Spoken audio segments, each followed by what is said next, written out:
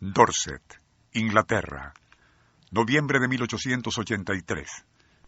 El médico William Clavel camina hacia su casa tras atender a un enfermo cuando siente un ronco jadeo tras de sí. Girando, alcanza a ver a un perro de gran tamaño, muy negro, y cuyos ojos relucen como tizones.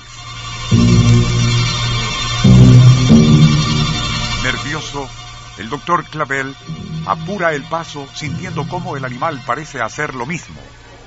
Instintivamente, el médico comienza a trotar hacia las luces de una conocida taberna, pero al mirar hacia atrás contempla algo escalofriante.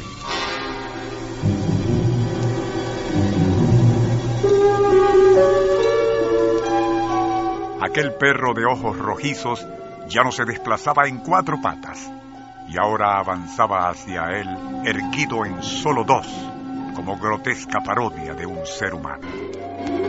Movistar, compartida, la vida es más. Y Onda, la superestación, presentan Nuestro insólito universo.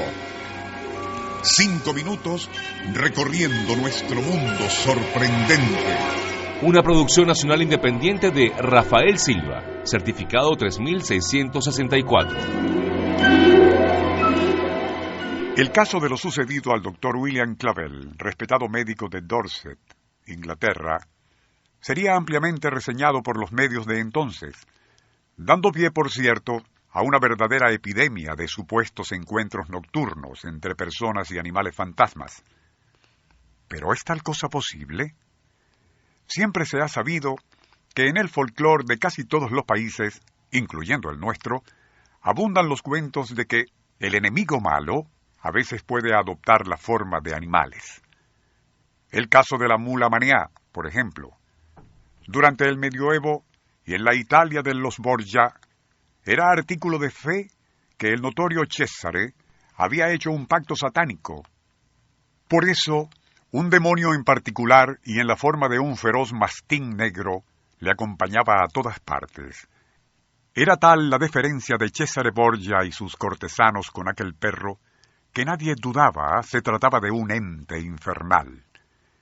En países célticos, teutones y eslavos, aún en la actualidad, continúa arraigada la creencia de que seres maléficos pueden adoptar formas zoológicas, y de allí surgieron leyendas como las del hombre lobo y vampiros.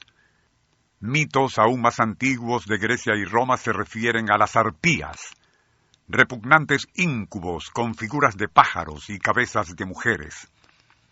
En la India se conocen los nagas o demonios en forma de serpientes.